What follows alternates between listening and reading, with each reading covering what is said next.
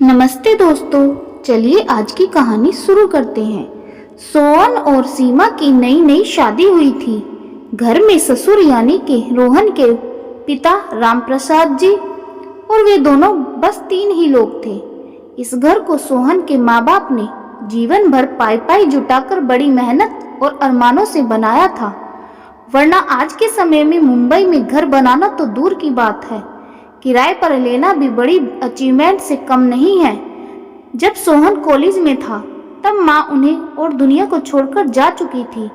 एक कामवाली बाई लक्ष्मी थी जो सुबह से लेकर शाम तक उनके घर का सारा काम करती थी।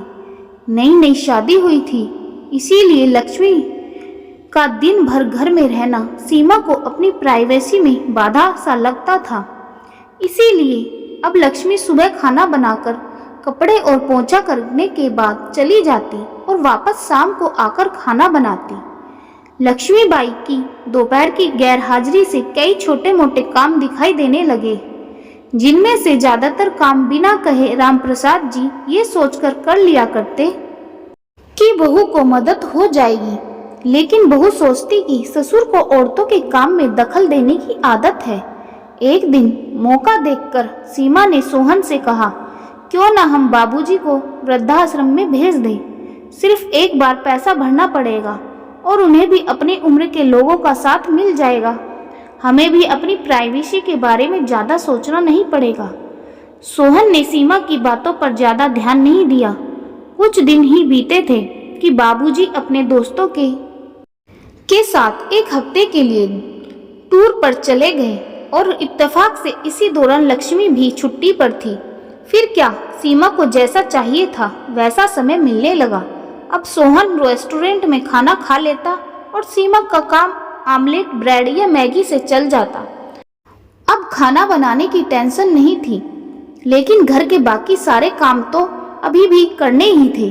ससुर जी की गैर हाजिरी में सीमा को एहसास हुआ कि वह बिना कहे ही जो काम कर लिया करते थे उनसे कितना फर्क पड़ता था।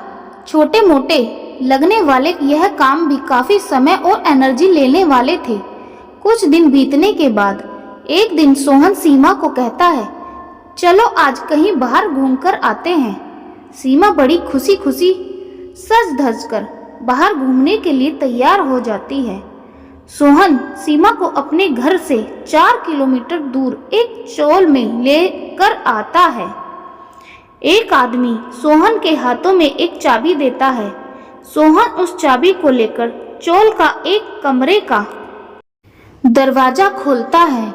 कमरा खुलते ही 2 रूम वाले उस छोटे से अंधेरे से भरे घर के अंदर सोहन सीमा को लेकर जाता है और कहता है, हम अगले महीने से इसी मकान को भाड़े पर लेकर रहेंगे अलग और अपनी प्राइवेसी का मजा लेंगे।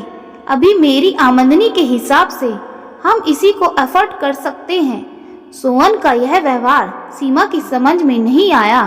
वह चौंकते हुए कहती है, हमारे पास अपना इतना बड़ा घर तो है, फिर क्यों हम भाड़े पर रहेंगे।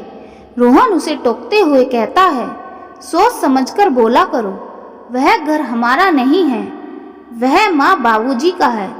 तुम्हारे पास 1 महीना है सोचने के लिए कि तुम्हें आगे क्या करना है। दोनों वहां से वापस अपने घर लौट आते हैं।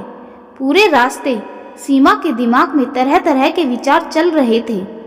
घर पहुंचते ही उसने सोहन से कहा, माना कि यह घर माँ बाबूजी का है, लेकिन क्या हमारा इस पर कोई हक नहीं है।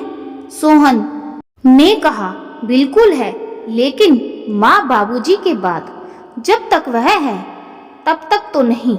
अगर तुम्हें हक समझ में आता है तो तुम्हें जिम्मेदारियां भी समझ में आती होंगी। सिर्फ हक के बारे में सोचकर और अपनी जिम्मेदारियां भूलकर स्वार्थी होना क्या भला अच्छा होता है। सीमा के पास सोहन के इस सवाल का कोई जवाब नहीं था। वह सोचने लगी कि उसने अपने क्षणिक सुख के स्वार्थ के लिए इतने नीचे गिरकर ऐसी घटिया सोच अपने दिमाग में आने दी। उसे मन ही मन पछतावा होने लगा। सीमा सोहन से बोली, मुझे माफ कर दीजिए, मैं सच में स्वार्थी हो गई थी, मुझसे बहुत बड़ी गलती हो गई। सोहन बोला, तुम्हें पछतावा हुआ, मेरे लिए यही काफी है। मैं तुमसे नाराज नहीं हूँ। बेटे और बहू का यह वार्तालाप राम प्रसाद जी दरवाजे पर खड़े होकर सुन रहे थे। उन्होंने आसमान की तरफ देखा और बोले, भाग्यवान, तुम धन्य हो जो तुमने ऐसे बेटे को जन्म दिया है। उन्होंने दरवाजा खटखटाया। बहू ने दरवाजा खोला तो उनके हाथों में पकड़ी थैली से गरम गरम समोसों की सुगंध उसको आने लगी।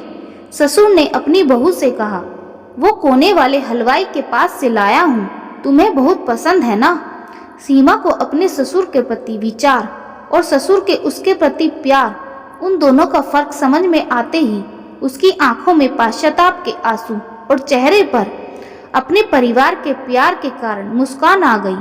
दोस्तों, इंसानी दिमाग में दिन भर में हजारों विचार आते हैं, कुछ अच्छे कुछ बुरे, लेकिन किसी भी विचार को शब्दों में परिवर्तित करने से पहले उनको समझना बहुत जरूरी है। अक्सर विचार और वास्तविकता एक दूसरे से मेल नहीं खाते हैं। हमारे बुजुर्ग जो हमें बोझ लगते हैं, जिनसे हम बात बात में चिढ़ जाते हैं, और ऐसा इसलिए होता है क्योंकि हम स्वार्थी होकर सोचते हैं और हम उनके योगदान को समझ नहीं पाते। वह हमारे जीवन में बहुत अहम किरदार निभाते हैं। तो दोस्तों, कहानी कैसी लगी? कहानी अच्छी लगी हो तो लाइक करें, शेयर करें और चैनल को सब्सक्राइब जरूर करें। धन्यवाद दोस्तों।